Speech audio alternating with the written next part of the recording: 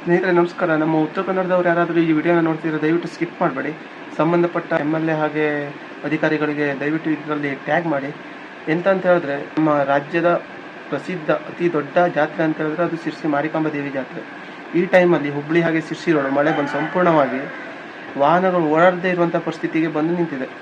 ಅಂದರೆ ಈಗ ಶಿರ್ಸಿ ಜಾತ್ರೆ ಅಂತ ಕೂಡ ಬೇರೆ ಬೇರೆ ಜಿಲ್ಲೆ ಹಾಗೂ ರಾಜ್ಯದಿಂದ ಎಲ್ಲ ಜನ ಬರ್ತಾರೆ. ಅಷ್ಟು ತುಂಬ ಜನ ಕ್ರೌಡ್ ಆಗುತ್ತೆ. ಈಗ ಇಂಥ ಟೈಮಲ್ಲಿ ರೋಡು ಈ ಥರ ಓಡಾಡದೇ ಇರುವಂಥ ಪರಿಸ್ಥಿತಿಯಾಗಿದೆ. ಬೈಕ್ ತಗೊಂಡು ಹೋಗೋದಿರಲಿ, ಕಾರ್ ತಗೊಂಡು ಹೋಗೋದಿರಲಿ, ನಡ್ಕೊಂಡು ಹೋಗ್ಲಿಕ್ಕೂ ಆಗದೇ ಇರೋ ಪರಿಸ್ಥಿತಿಯಾಗಿದೆ ಆ ರೋಡಲ್ಲಿ. ದಯವಿಟ್ಟು ಸಂಬಂಧಪಟ್ಟ ಅಧಿಕಾರಿಗಳನ್ನ ಈ ವಿಡಿಯೋದಲ್ಲಿ ಟ್ಯಾಗ್ ಮಾಡಿ ಕೇಳಿ. ಇವರು ರೋಡ್ ಮಾಡ್ಕೊಡ್ತೀವಿ, ರೋಡ್ನ ನೈಸ್ ಮಾಡ್ತೀವಿ, ಹಾಗೆ ಒಂದು ಹೊಂಡನೂ ಇರಲ್ಲ ರೋಡಲ್ಲಿ, ಹಾಗೆ ಅಂತ ಆಶ್ವಾಸನೆ ಕೊಟ್ಟು ಈ ಎಲೆಕ್ಷನ್ ಆದ ನಂತರ ಎಲ್ಲಿ ಮಾಯ ಆಗಿ ಹೋಗ್ತಾರಂತ ಗೊತ್ತಾಗಲ್ಲ. ಸರ್, ನೀವು ಮಾಡಿದ ರೋಡ್ ತುಂಬಾ ನೈಸ್ ಆಗಿದೆ.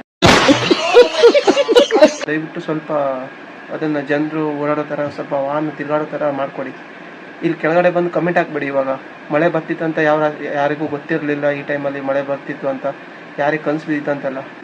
ರಾಜ್ಯದ ಅತಿ ದೊಡ್ಡ ಜಾತ್ರೆ ಅಂತ ಹೇಳಿದ್ರೆ ಆ ಟೈಮಲ್ಲಿ ಆ ರೋಡೆಲ್ಲ ಸ್ವಲ್ಪ ಕರೆಕ್ಟಾಗಿ ನೀಟಾಗಿ ಇಡಬೇಕು. ಜನ ಬರ್ತಾರೆ ಅಂತ ಗೊತ್ತಿರಲ್ವ ಯಾರಿಗೂ. ಸ್ವಲ್ಪ ಇದನ್ನು ಸಂಬಂಧಪಟ್ಟ ಅಧಿಕಾರಿಗಳು ಹಾಗೆ MLA ಟ್ಯಾಗ್ ಮಾಡಿ ಕೇಳಿ. ಈ ರೋಡ್ ತುಂಬಾ ನೈಸ್ ಆಗಿದೆ ಸರ್,